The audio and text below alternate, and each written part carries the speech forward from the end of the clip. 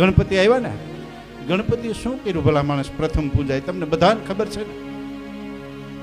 હાવ સામાન્ય વાત છે. તમને બધાને ખબર છે કે ગણપતિએ એની મા અને બાપને પ્રદક્ષિણા કરી ને. શિવકથામાં એવું આવે છે ને, આપણે ગણપતિને સમજીએ, ગણપતિના પ્રસંગને સમજીએ તો આપણો ધર્મ આપને સમજાય. ધર્મ એટલે શું? તમારી ફરજ. ધર્મ એટલે અમારી જેમ ટીલા ટપકા કરી લેવા, ભગવા પહેરી લેવા અને તમે ધર્મને વરી ગયા, એ ખોટી વાત છે. ધર્મ એટલે તમે જે જગ્યાએ છો ને એ જગ્યાએ તમારી જે ફરજ છે ને એ ફરજને બરાબર નિભાવવી, એનું નામ ધર્મ. ને એ ગણપતિ આપને બતાવે છે. આ ગણપતિ આવ્યા છે ને, શું કર્યું? તો કે બે ભાઈના લગ્નની વાત થઈને વિવાદ થયો કે જે આખી ધરતીની પરિક્રમા કરી, પ્રદક્ષિણા કરીને પહેલો આવે ને એના લગ્ન પ્રથમ કરવા. હું આ શિવના પુત્રોને આવો વિવાદ થયો હોય? ભગવાન શિવ, જેને આપણે જગત આખાનો ગુરુ કહીએ છીએ, એના પુત્રો કંઈ આવા લડ્યા હોય? એને કંઈ આવો સંવાદ થયો હોય? એને આવો વિવાદ થયો હોય? પણ આપને સમજાવવા માટે આ કથાઓ છે.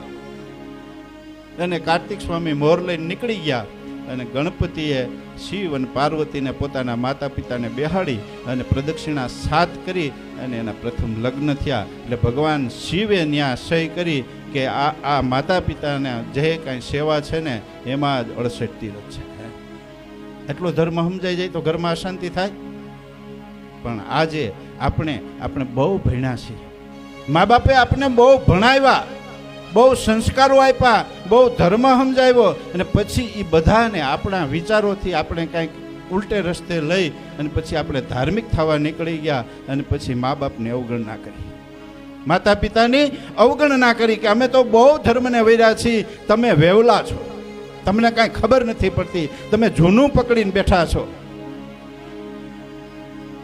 માં શાંતિ નહીં મળે, સંપત્તિ મળશે, કદાચ પ્રશંસા મળશે.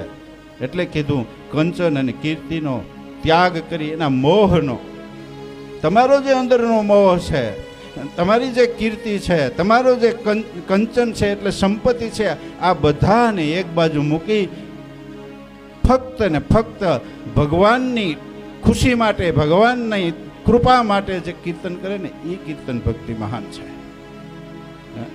ગણપતિ આપણે કહે છે કે તમારી ફરજ શું છે? માતા પિતાની પ્રદક્ષિણા કરી છે ને મા બાપે હોંશે હોંશે એના લગ્ન કર્યા છે.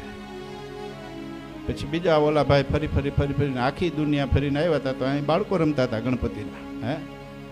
ત્યાં તો ગણપતિના બાળકો રમતા હતા. અને કાર્તિક સ્વામી રિસાય અને ભજનમાં લાગી ગયા છે.